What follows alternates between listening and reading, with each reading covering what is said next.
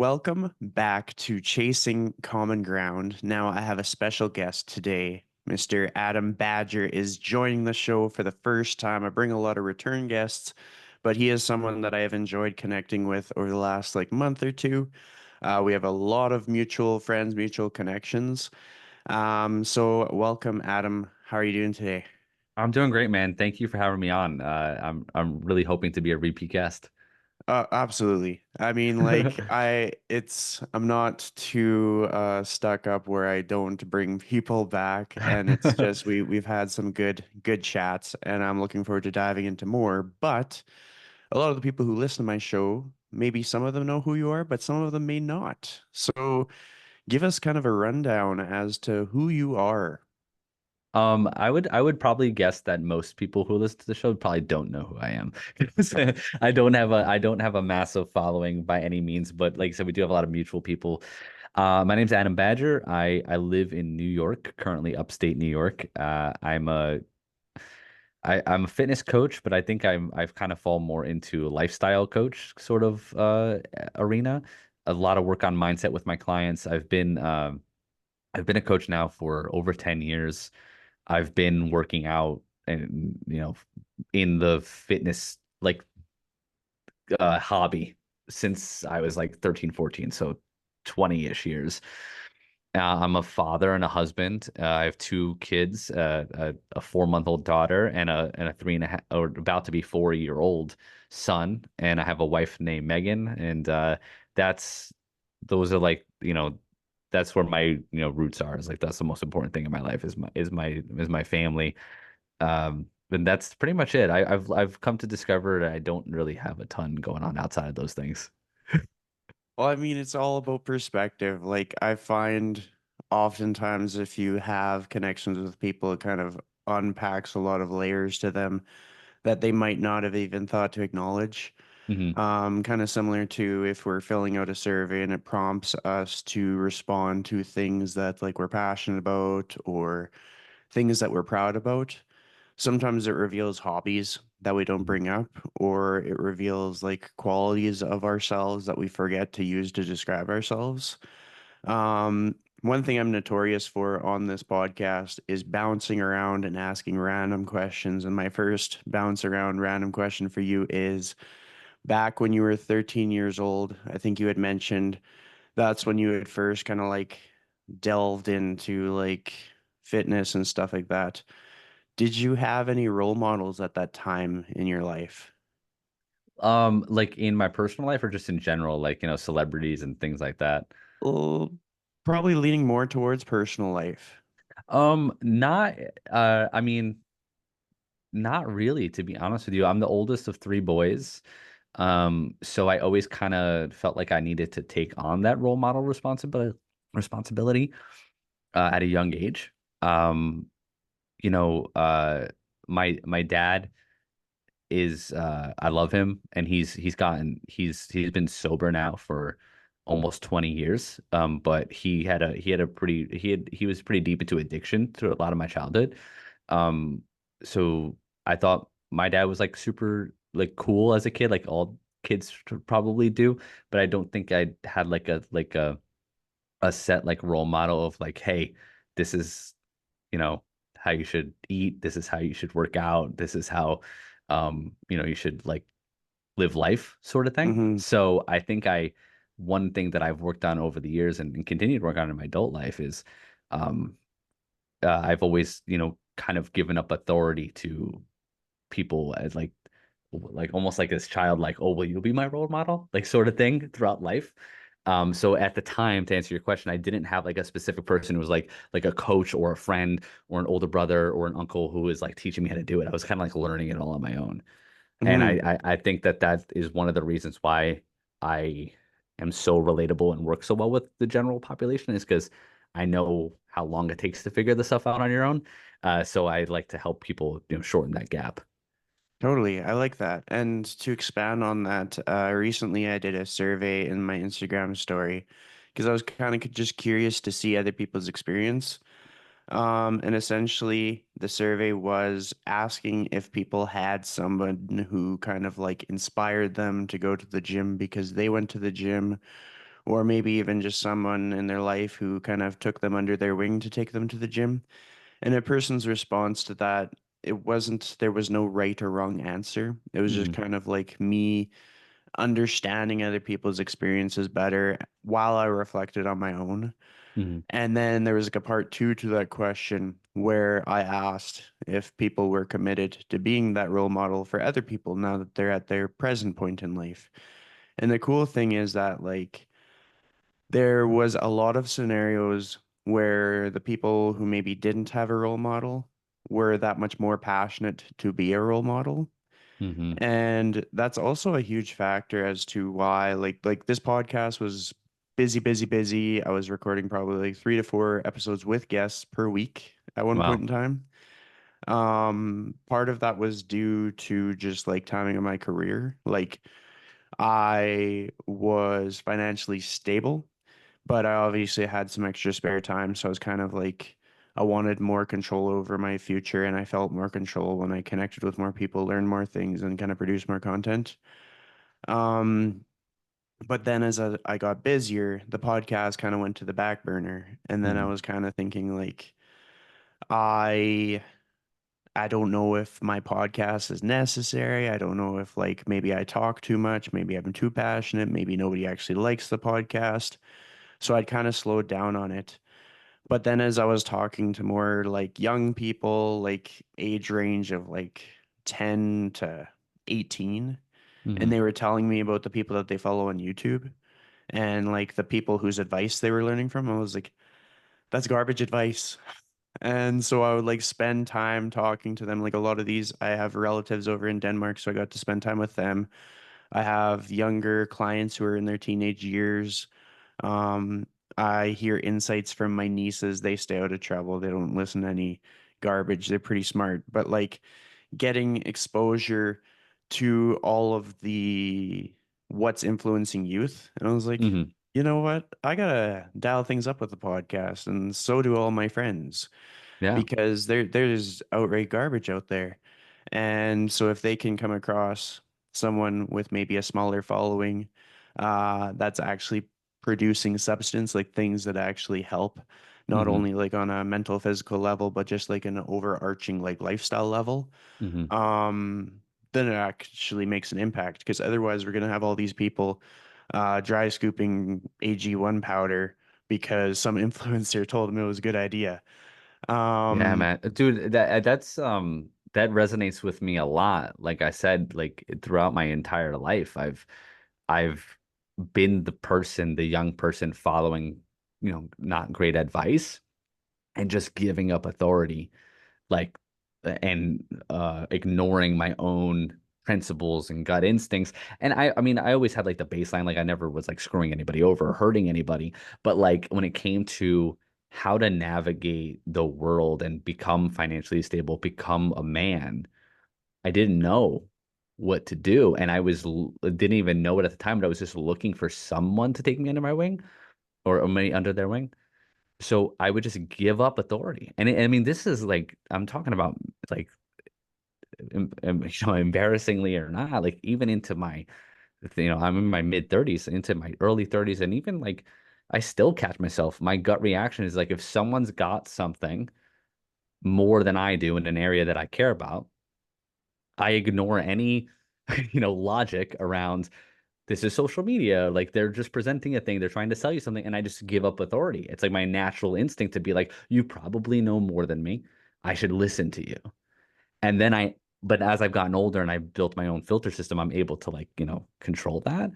But it was a specifically apparent in anything business or financial related because I didn't grow up around financial stability or around any like, you know, I'm not even talking about like money. I'm talking about like, I didn't even grow up around like middle class money. I was like lower than that. So it was like, it was always a source of stress. So I'm like, someone's got to know the answer to this. And then I would just take advice from people. Like it wouldn't matter if I hired a business mentor and they were burning through their second marriage and didn't see their kids and were, snorting coke. I was like, yeah, but you got more money than me. You probably can help me. Right. I was ignoring all that stuff. And I think probably people do that with their fitness advice is like they're looking at someone who maybe doesn't have any of the core beliefs or core values or core principles that they do, but because they're in shape, they must have the answer. They must do it. Oh, they had 1 million followers. They've got to know what they're talking about, right? Hmm. And guys like me who have a smaller following and are like before I got on this, I had two back-to-back phone calls before I got on this call with people who are in a group challenge that I'm doing, and I talked to each of them for 45 to 60 minutes just trying to help them. The person with the 1 million followers isn't doing that, right? They're not. And not to say that I'm better or worse. It's just like there's just this massive I'm just saying I agree with your point. Like it is important for guys like us to put out content and to put out this messaging because if someone finds it and is willing to give up a little bit of authority and in hopes that we have the answer, we at least know that we're putting our best foot forward and we're giving them like good quality information and genuinely trying to help. Absolutely. And I mean, even just having faith in ourselves, like everybody that achieved some level of success had to believe in themselves to a great deal, whether that was the right thing to do or not. Like there's a lot of people who may not quite understand a concept, but they believe in themselves. Hmm. And so they'll push that concept. But then there's a lot of people who have had to go through the ups and downs, the failures, the triumphs, and then they've solidified a concept. And because of that experience, they believe in themselves and then they grow.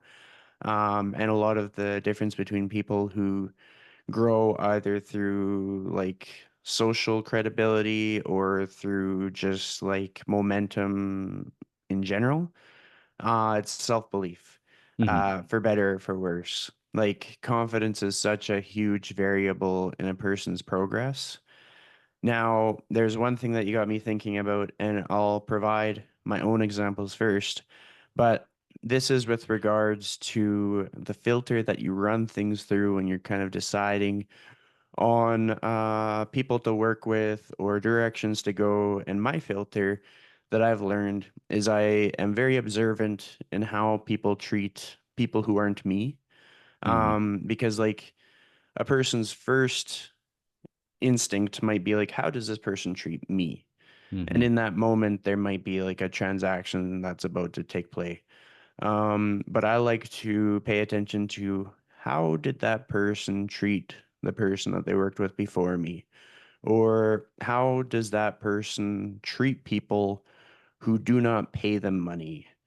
And in some instances, I have seen lots of issues where, like, maybe somebody didn't do what they said that they were going to do, or maybe someone was quick to take money, but very delayed or completely absent to deliver any kind of a service. Hmm. And they showed no remorse, or perhaps in displaying their value, their biggest value add was that they had a big following. It wasn't what they knew, but it was like Hmm. how many people knew who they were. Hmm. And those are like the red flags for me. And then the green flags are like if I had a mutual friend and that person was struggling, and this person that I was kind of running through the filter reached out and helped that person, green Hmm. flag, instantly putting a mental note in my head. Hmm. If that person's passionate about like their pets, green flag. If that person displays like family or friends as like one of their core values, like they'll stop working at a moment's notice to be with friends or family, green flag. Hmm. Even in instances where they need to ask something of me in order to spend time with friends and family, I'm like super aligned with that. So now I'm curious to know what your filter system is.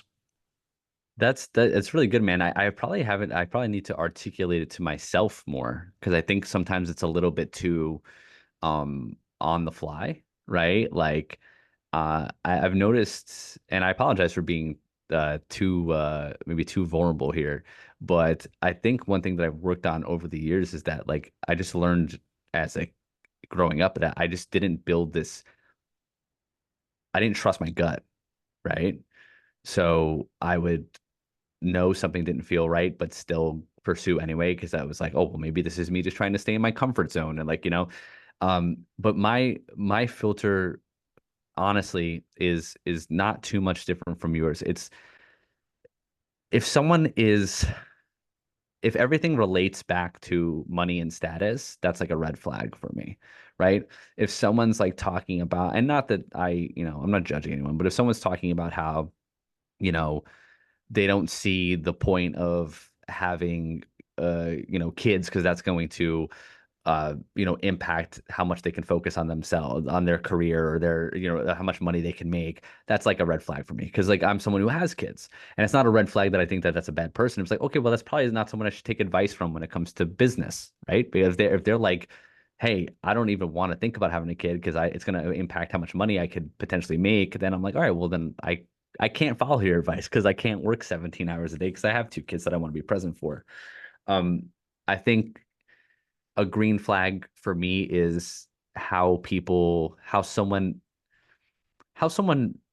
talks about others, when they're not around, right? So if someone is, it doesn't mean that you only say positive things, like if that's not how you genuinely feel, but you can tell, like, let me know if this makes sense. Like you can tell someone if they're just commenting versus they're like being like hurtful with their language, right? So if you dealt with someone and they screwed you over, and then you talked to me and you said, I didn't really have like a great experience with that. That's different than going, that person's an asshole, and like that person's like the worst, and like trying to like basically burn them down. It's like that those things are red flags to me too. I think another green flag is how someone if someone is in a relationship,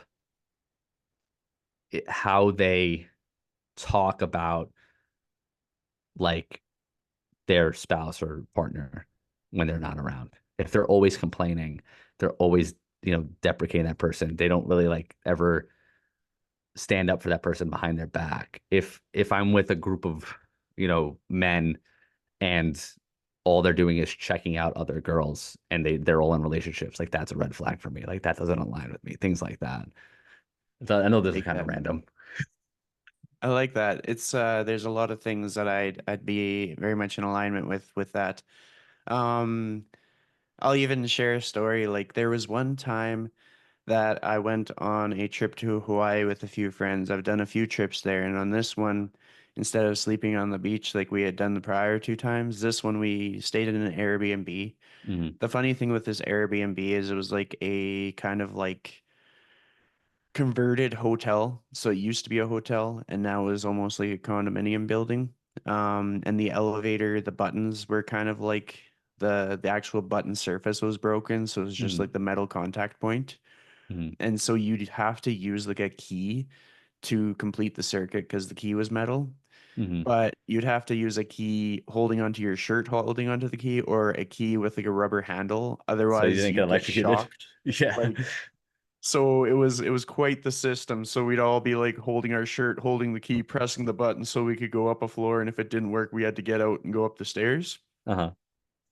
And we had gone out for lunch at one point, and we came across a pilot and his flight crew. Hmm. And so it was like a male and a couple females. And then the pilot and the flight attendant were talking about their spouses at home. And then all of a sudden, like, they just start making out. And then they go off to the bar and they're just like, it's clear that they're having an affair. Hmm. And I was like so triggered by that that I like Hmm. shut down. Like, I wouldn't even talk to my friends. And Yeah. like one of my friends was like, well, one of my friends was like, yeah, that's Chris. He is pretty loyal. He doesn't like seeing people not be loyal. And then the other friend was like, what is going on with you? I'm like, how are you not bothered by this? Like, how does this not like drive you nuts? And then it was in that moment that I realized that like my traits have a huge influence on how I react to the world around me. Yeah. And also just like who I place around me. Like there's a lot of people who are equally loyal that are in my world. Hmm. And I tend to like if I just am myself on the internet, the people who reach out to me through Instagram are extremely loyal. And so it was just like learning that was cool because like it's not everybody is going to be the same. Some people are like, oh well, it happens. It's kind of that's just the way it is. And for me, I'm like, that doesn't have to be the way it is. Like Yeah. we can hold ourselves to a higher standard. And I'm not 100% sure with where I was going to go with that story, but I do have my next question for you, so Go rest for it. assured. Uh, I always want to know like what a person's next plan is. Like maybe it's like what is something in your life that you want to outlive you? Um, and how are you working on building that up to be greater and greater as time goes on? Um, I was thinking about it's funny that you asked me that because I just had this thought pop into my head uh yesterday. And I genuinely like all I really want is good quality memories like with my wife and kids. Like I want if my son or my daughter are adults and someone says you're just like your dad, I want that to be a compliment. I don't want them to go, ugh, I'm just like my dad, right? That's really it, man. Like it makes me emotional thinking about it because I've spent so much bandwidth and so much energy trying to figure out how I can like live up to my potential in life. And a lot of times that's come at the expense of being around people who genuinely bring me joy and giving my best self to the people who I care about the most. And it's because of that like inner child that like didn't feel like they mattered. So I'm trying, my whole life has been 30 something years of trying to prove that I'm special because I didn't feel special as a kid. And that's come at the expense of maintaining friendships. That's come at the expense of being the best boyfriend, being the best husband, being the best dad. And again, never in senses where I was doing things that were disloyal. I was always just like justifying not being emotionally present because you don't understand I'm trying to do this thing, right? Like, oh, my wife doesn't understand because I'm providing for the whole family. She doesn't understand that I need to like be focused on work all day. My kids will understand when they're older that like I wasn't able to that I wasn't being like that I was getting too frustrated when they wanted to play with me because I needed to go back to work. Like I've made those mistakes and it's come back to smack me in the face too many times to and not that you can't do both. I don't know. I'm just getting to a point in my life, man, where like I want to help people. I want to have an impact on the people that I work with. I genuinely do. I want to do podcasts and content so that like there's a piece of me that like sticks around when I'm gone and has a positive impact on people. But I just I really just want like when my kids are older that they want to hang out with me. And I want Hmm. to still be married to my wife in 40 years, right? That's what I Hmm. want. And I think that really that's all that matters to me because I don't think if I create a product or a business that lives on past me, I don't necessarily think that that is gonna matter. Yeah. Yeah. Yeah. And I mean, even in my own journey, sometimes I'll think, oh, well, like I don't have anything going on. I can just work, work, work. Like with regards to like I'm not dating anybody. I don't have any dependents, no kids to look after, no dog. But fortunately, I haven't gotten too trapped down that rabbit hole because I've realized I'm like, there is so much that I can soak up at this point in my life. Oh Like yeah. my parents are in their 70s and I get the privilege to be able to go hang out with them. Like I actually try to make a routine where we'll hang out like once a week at least. Hmm. There's some weekends where like they're traveling or I'm busy with something. Like this weekend I'll be very busy helping with the Evolve Strength conference, Hmm. working behind the scenes on some of the production. But the typical weekend, we'll be able to share a meal together. We might go over some fitness stuff. Like they're both following some of my online programming and stuff, just to kind of like the That's goal great. being to allow them to keep up their quality of life. Like there's just we get creative and the exercises, their programs are completely different because they have completely different things that are kind of like bothering them as they age. Hmm. And then I'm just every weekend I'm learning something new from them. Like they have so much to teach me. And so, and then like the same thing, like if my siblings texted me like right now and were like, "Do you want to hang out with me on like Thursday?" I'd clear the whole day there'd be Hmm. like I'd be moving calls, I'd be moving like every obligation that I have. Hmm. Because those moments don't come up very often, and the older we get, the rarer they happen.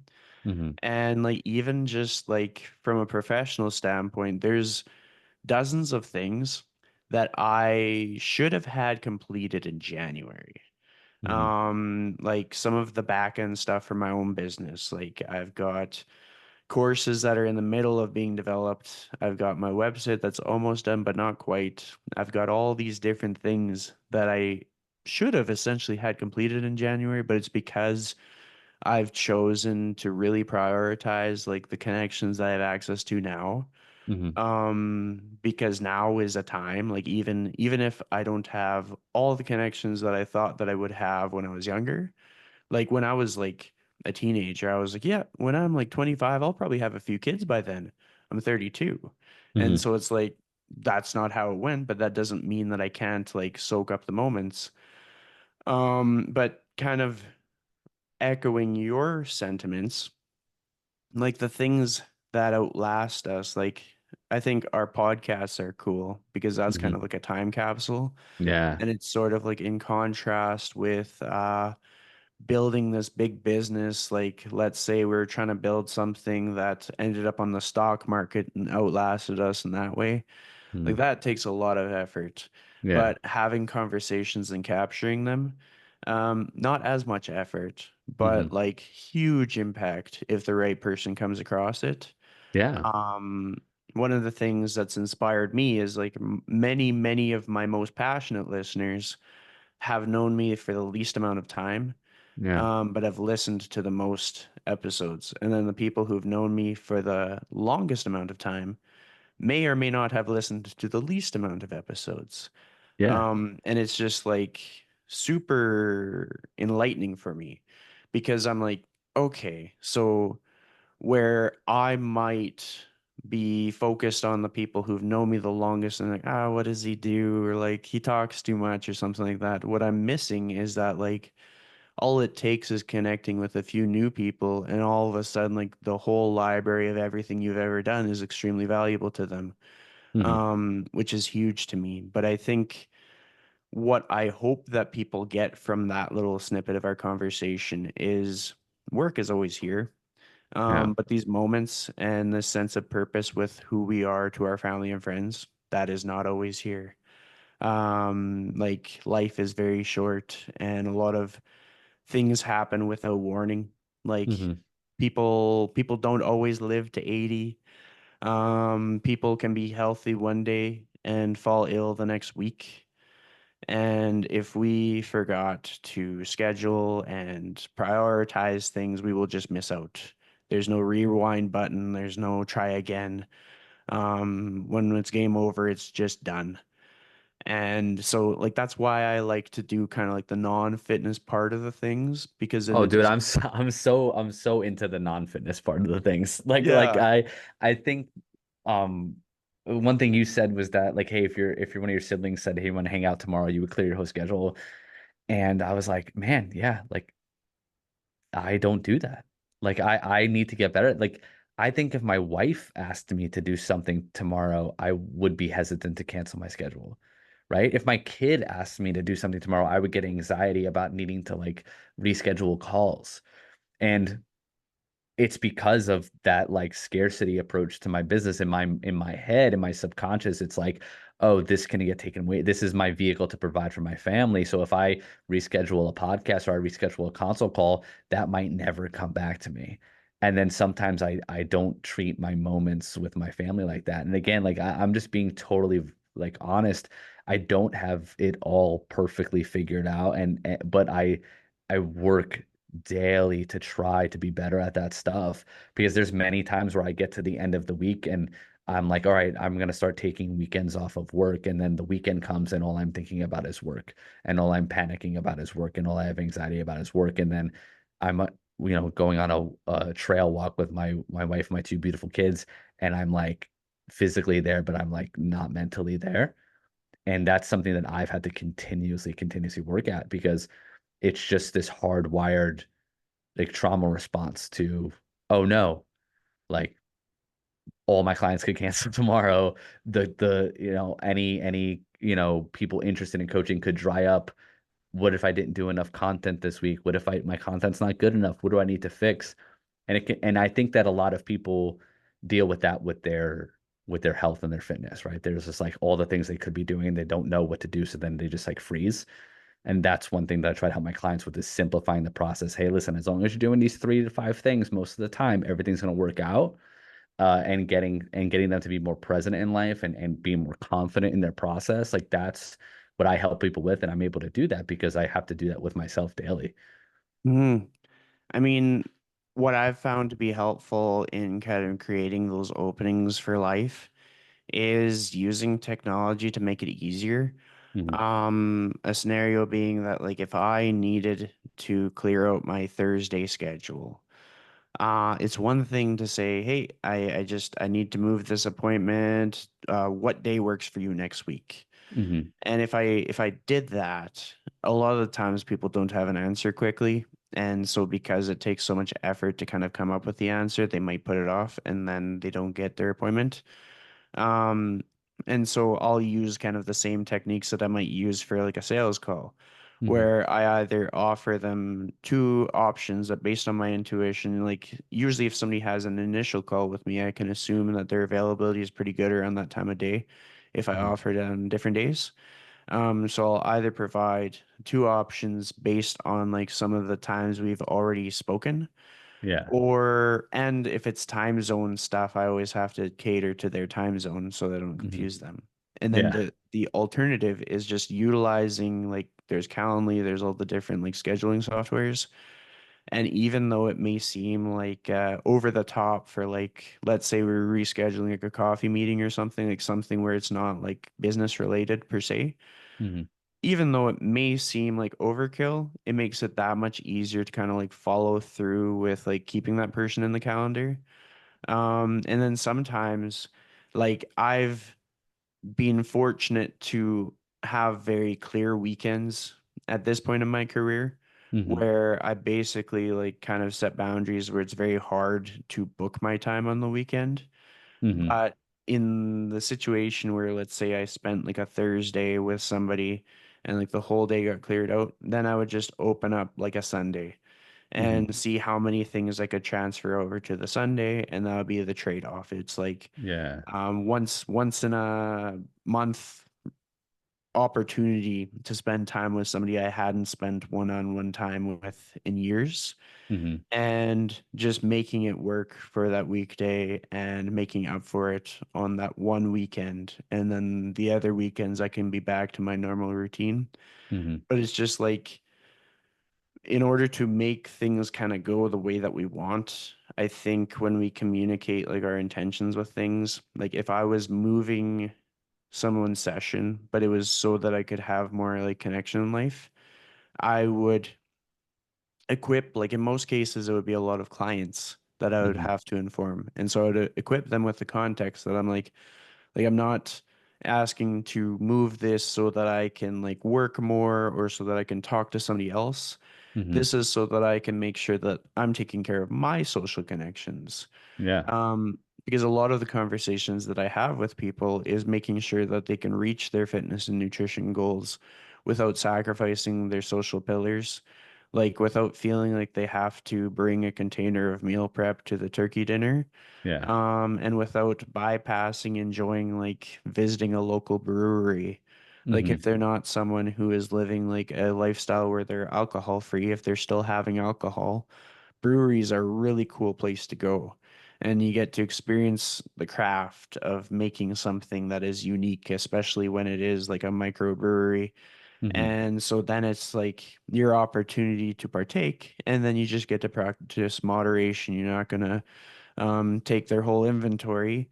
You might try a little bit of everything, and then you Yeah. get to have that experience. You're probably with friends, you're having great conversations, it boosts your morale, and you feel that much better about how your week went. Whereas a Yeah. lot of people will enter into these fitness programs and they'll think, oh, I have to cut all that stuff out.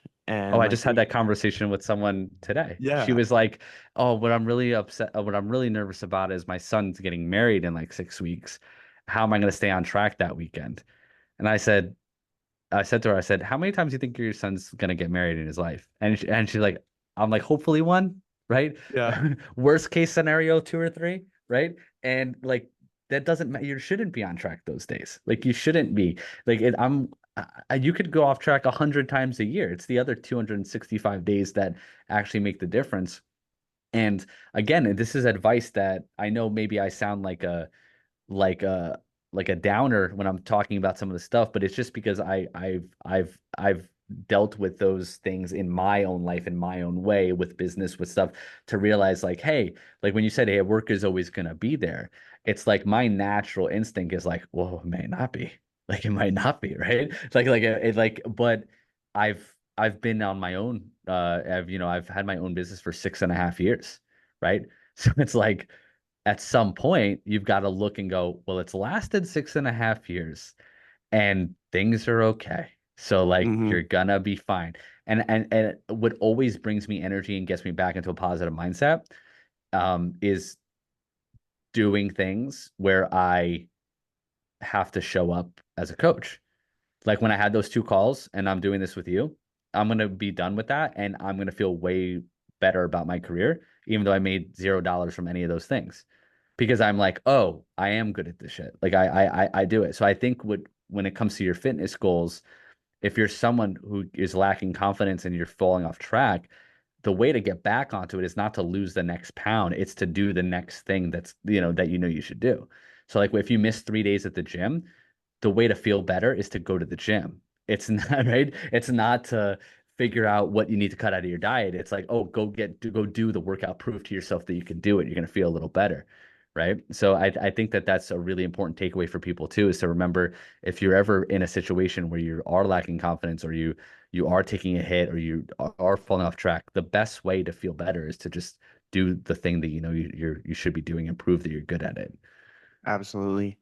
So I have another side quest for us. We're totally changing the topic here, Yeah, let's do it. but I couldn't help but observe your tattoos. Now, first, I'll share stories of mine just to kind of like break the ice here. So I got the Hmm. two tattoos, but I'm planning on getting more as I get older. So I Hmm. got the "I know that you can do the impossible." Hmm. It's a Terry Fox quote, but it's inspired by Lord of the Rings font. Oh, And okay. the cool thing is I got the concept for this tattoo because I saw it on a former Edmonton Oiler, Ryan Jones. He had sort of like this Lord of the Rings style tattoo. That's And pretty cool. the really neat thing is I actually got to interview him on my podcast, so I got to Oh, wow. understand like more about his tattoo. And like Yeah. as a kid, he was like a huge role model for me because he played hockey in the community. He was kind of like the underdog on the team. He was never like a superstar, Mm. but he had so much grit and like he was just going to push himself to play as well as he could, even at his current like level. And so I learned that his was more like religiously based, Hmm. but still had like kind of similar it was values based. So my tattoo, the reason why I felt like I could get it and have it stand the test of time, still be valid years from now, was because I was like, there's going to be times where I'm going to try and achieve things that nobody I know has ever done. Hmm. And I'm going to need somebody that gives me some kind of words of encouragement. So there's been Hmm. countless times where I've been like, look, I got this tattooed on my arm and it says, I know that you can do the impossible. So I gotta like pull something out of my butt to be able to pull this off. That's awesome. And then the next tattoo, this is a turtle with the Hawaiian Islands, and it's like stereotypical white guy goes to Hawaii and commemorates the occasion. I'm But going to Hawaii for the first time in April. So which maybe I'll get island it are to you turn. going to? Oh, what's the big one near Maui? Well, there is one island that's called the Big Island. So it might be that one. My wife kind of took care of it, so All good. No worries. I think No it's worries. like I don't. She's this is like I'm guilty of this all the time. It's like I'll be like, I know I'm going to Hawaii. I know I'm paying for it, but my wife like booked it all. That's honestly, I am not in a position to judge because a lot of my best trips my friends planned. Yeah, I just yeah. got on the She'll be plane and like, "This followed is the them. hotel we're going to. These are the flights we're taking, and these are the dates." I'm like, "Okay, cool." Yeah. So the reason why I chose to get this tattoo was, and like I'm forever grateful to my friends for kind of like pushing me to go on these trips because it was at a time where I was making all these excuses. And I'll add some context to it because yesterday I was doing some filming for I do some social media stuff, in addition to the fitness stuff that I do. Hmm. So I was going to 5 different ice cream locations I to saw you film. post about that. It's a wild cycle of employment Yeah. because not only do I get paid to promote the ice cream, but then if somebody has too much ice cream, then I get paid to help them eat ice cream in moderation. Yeah. But as we were chatting, going from location to location, she realized she had known me for 10 years. Actually more than 10 years. And she was like, you know, the transformation that you've gone through, like mentally, from Hmm. like working in a warehouse to being like a fitness person is pretty dramatic. And she was Hmm. describing how it used to look like observing me coming home from work and just looking like my soul had been ripped out of me Hmm. and that I had no more energy, nothing left to give. And Hmm. then now to kind of see me doing all these different things, like I'm everywhere. And it's just like, even though it's not always sunshine and roses, there's still difficult days or days when I doubt myself. Just my whole like aura or Hmm. persona has changed. So these trips were part of that. So I went on these trips to Hawaii before I had officially changed careers, Hmm. and I had more savings prepped for that than I would have later on in fitness. Hmm. And despite that, I was making all these excuses. I was like, no, I'm not. I'm not the kind of person that just goes to Hawaii. Like I gotta have enough savings and then Hmm. some, and then I have to be like mentally ready. And like, no, you know what? Just go. And the first 2 trips we did, I would say like 80% of our stay was outdoors. And so there was many nights where I was just sleeping on the sand in a sleeping bag. And then like the second trip, we upgraded and we slept in tents.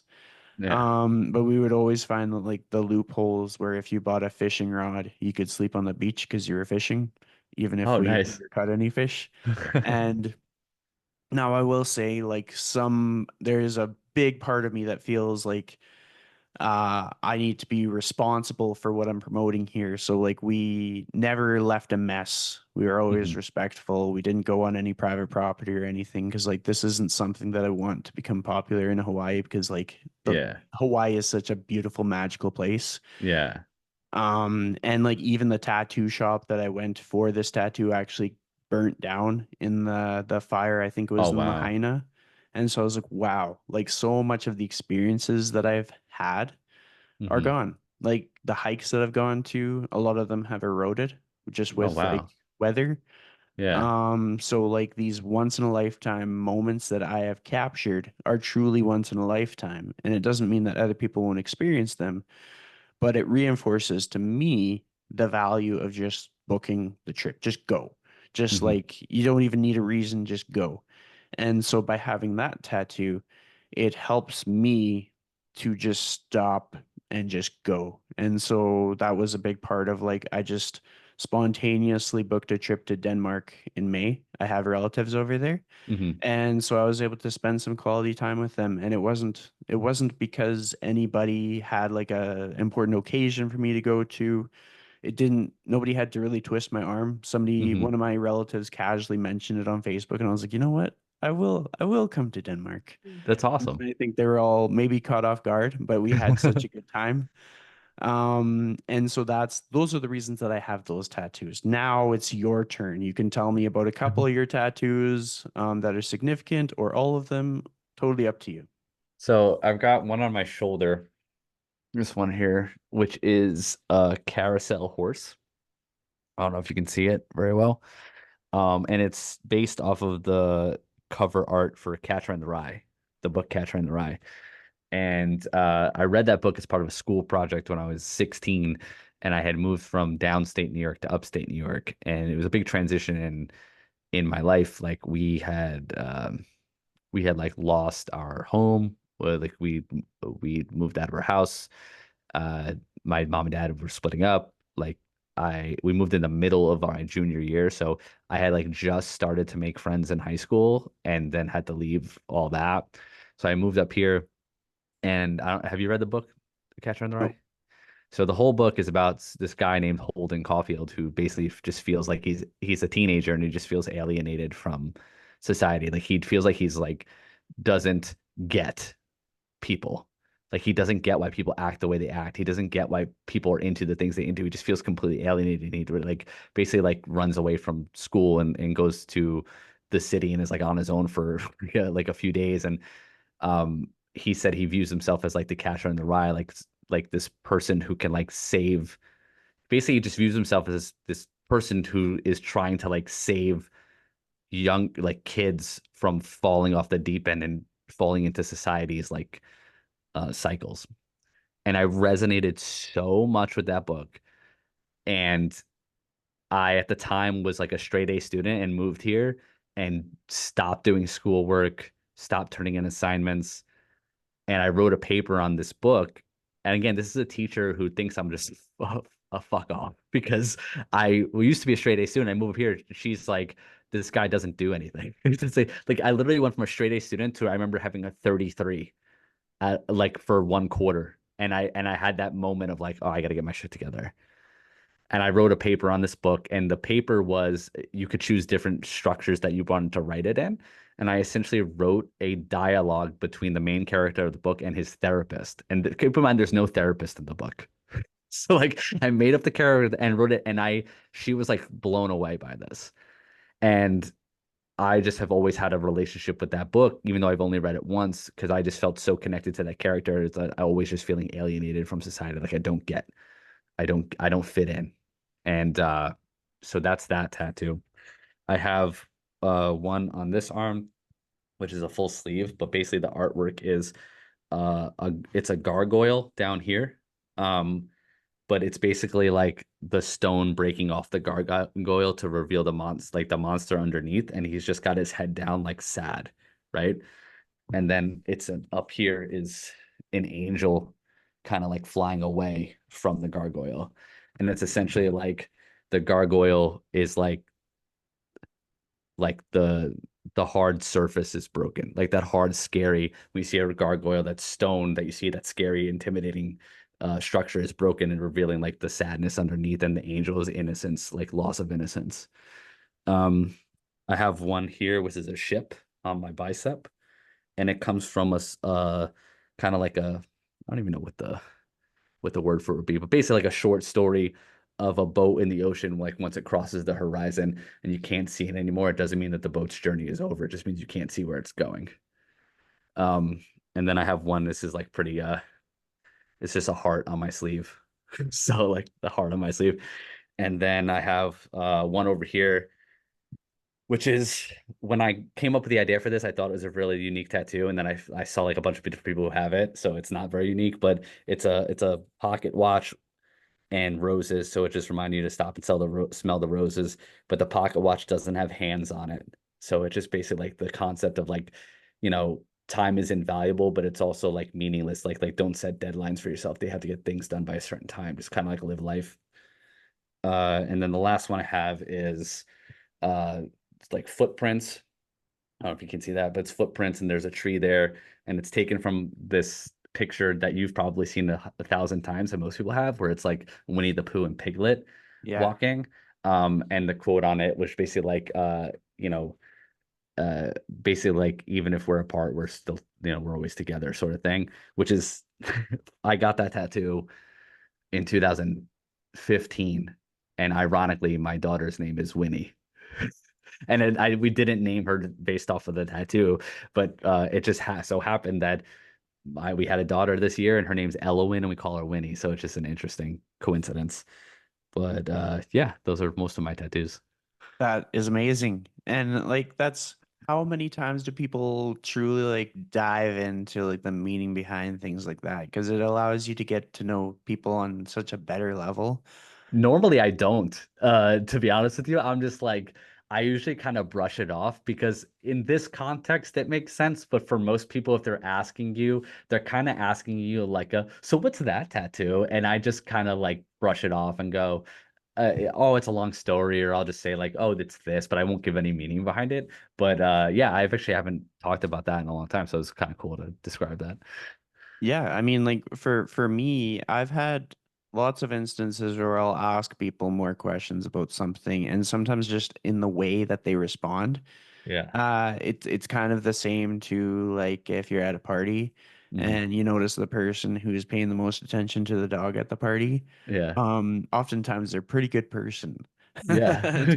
Yeah. So just like in observing like what comes out of a person when you ask them questions about their tattoos, or more similar to some of the observations we might make on a social media level, like if somebody was asked to describe 10 people and it's 10 people that they knew, would they describe their best qualities or would they describe their worst qualities? Like what would be their default? Because Hmm. some people, when asked to describe 10 people that they know, and they might actually even like those people, they Hmm. might be digging for their worst qualities.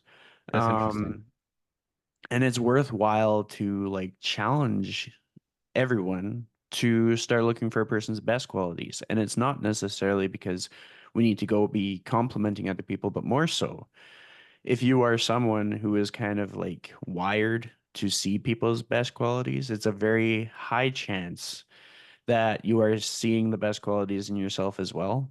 Hmm. And to get like the outcomes that we're trying to get in our lives, we have to be capable of seeing our good qualities. Because if all we are seeing is our negative qualities, Hmm. it's not going to help us too much. And we're going to be focused on the wrong things. And we might be so critical of ourselves that we never make any momentum.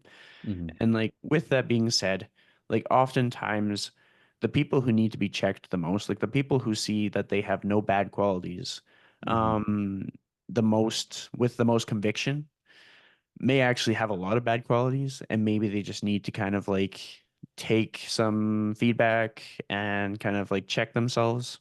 But in most cases, the people who struggle to see their good qualities naturally have the most good qualities, but they're not benefiting from having those characteristics Hmm. because like they are counting themselves out of opportunities. They're counting themselves out of different conversations, different networks, different everything. Because like, nah, I'm not good enough. I shouldn't do that. I'm not good enough. I shouldn't do that. I'm good enough. They wouldn't want to talk to me. Like Oh that's one of yeah. my favorite things is reaching out to somebody to put them on my podcast because I want to talk to them. And like, well, what I'm not good enough to be on a podcast. I'm like, you're good enough to talk to me. I'm like, Yeah, let's yeah, just have yeah. a conversation.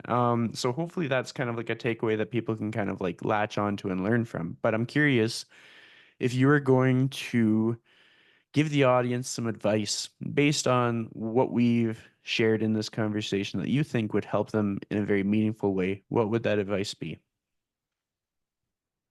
Okay. Yeah, I would say overall, it would get very clear about what is important in your life and what you want to focus on, and try your hardest to, you know, make sure that make sure that when you're coming up with that list, it's not based off of what you think you're supposed to be focusing on. And that's the hard part, right? Because anyone, when you say, oh, what's important to your life, like everyone's going to default to what they think they're supposed to say. You have to be clear on like, okay, well, is that actually what my behavior supports, or is that just what I think I'm supposed to say? Because most people, will say, oh yeah, my family is most important. Like that's everyone's default, but a lot of people don't behave in that way. And sometimes it doesn't mean they're out doing shady shit. It just means, oh, you're just like so focused on yourself and your work or your fitness or whatever that you're not paying attention to the people who matter most. There's other people who, they're they've programmed themselves to, that whatever it is, their business or their body or their money or whatever, their career, that's what's most important to them. And they've attached their identity to this goal or this dream. And along the way, they sacrifice a lot of happiness too. So get very clear on like what is important to you in your life. Does it align with your core values? And does your behavior support what you're saying is important? And I don't think there's any goal or any uh priority that doesn't benefit from being in good health. So there's literally not one you could come up with where you're going to go, and that's the reason why I don't take care of my health. right? You can't be like, my family's the most important, so I don't have time to work out. My career is the most important, I don't have time to work out. My kids are the most important, so I don't have time to eat right. Like, I think that nutrition and your health, your nutrition, your fitness habits are literally some of the only things that if you prioritize them will have a positive trickle effect in every other area of your life. And it's very it's also very interesting that it happens to be one of the biggest things that people don't focus on. Hmm. I mean, that's like the perfect note to cap off this episode. And I just want to thank you for joining me. Just stay on the call uh before we sign off, but we will cap off the episode. So thanks so much for joining me, Adam. Thank you.